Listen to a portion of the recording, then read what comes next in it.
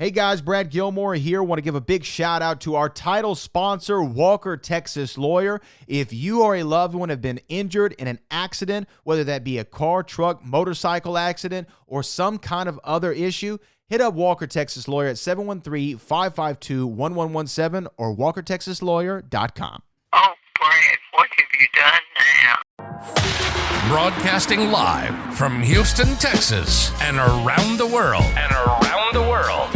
TV host, best-selling author, and radio personality Brad Gilmore brings you a collection of conversations with stars from movies. Matthew McConaughey. Brad Gilmore. Mark Wahlberg. Hey, how are you? The legendary Mr. Christopher Lloyd. Christopher, how are we doing? I'm doing good. Great introduction. Jessica Alba and Lizzie Mathis. Ladies, thank you so much for joining me. Thank you. Kevin Costner joins us. Thank you so much. Thank you. Television. Jimmy Fallon joins us this morning. Jimmy, how you doing, my friend? Good morning. Thank you so much, Brad, for having me. I appreciate this, bud. Kelly Ripa. Brad, thank you for having me. Comedy. Jay Leno joins us. Jay, how you doing? Hey, Brad, what's going on? Chris Tucker is in the building. Chris Tucker, good morning to you. Hey, Brad, and good morning to you. How are you? George Lopez joins us right now. George, how are you doing, sir? Good morning. Music. Lola Monroe. Thank you. Thank you for having me. The legendary frontman of AC/DC, Brian Johnson, joins us right now. Brian, how you doing? Good morning, Brad. What looking to talk, you me funny lad. Megan Trainor. Thank you so much, Brad. You're awesome. Chloe Bailey joins us. I appreciate the time. Appreciate you. And more. This is The Collection. Now your host, The Boat. Brad Gilmore!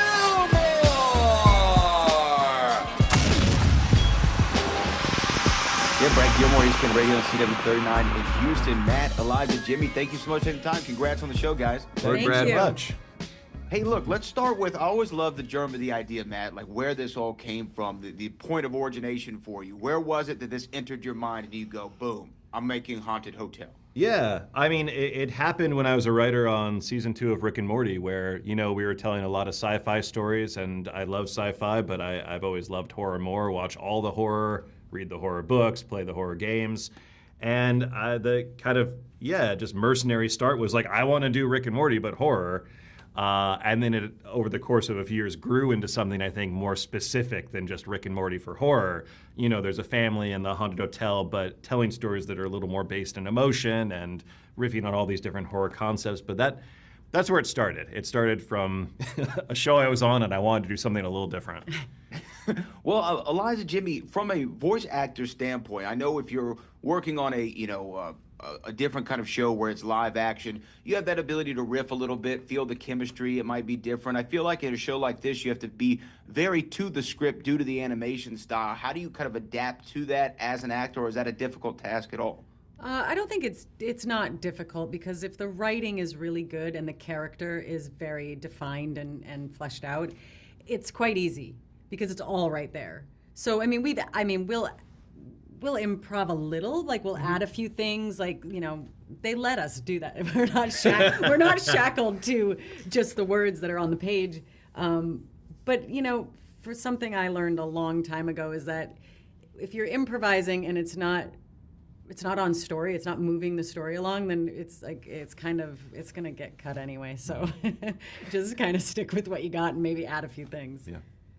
And Jimmy, like when you do the voiceovers, is it a different muscle that you have to stretch, though, because you're not, I don't know if y'all are in the same room together when you're doing these. So is it a different muscle that you have to stretch to be able to match the energy, the tone of the scene, or is that kind of all in a day's work? No, it's a different energy. It becomes collaborative with someone that's not in the scene with you. Mm-hmm. You have your director and your creator on the other side of the glass in the recording booth. And so it's about like being able to build the trust that they'll help guide you if you're not on the right path, or that they'll support you if you start exploring things that they hadn't thought of.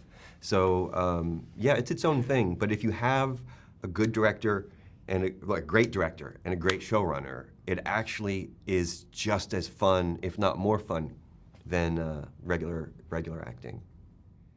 Well, so let me ask you this. I like the horror theme in general. You know, I wouldn't say like I'm a horror fan, but I like the horror elements, whether it be a show like yours or even going back to the Munsters or what have you, like even that back in that days.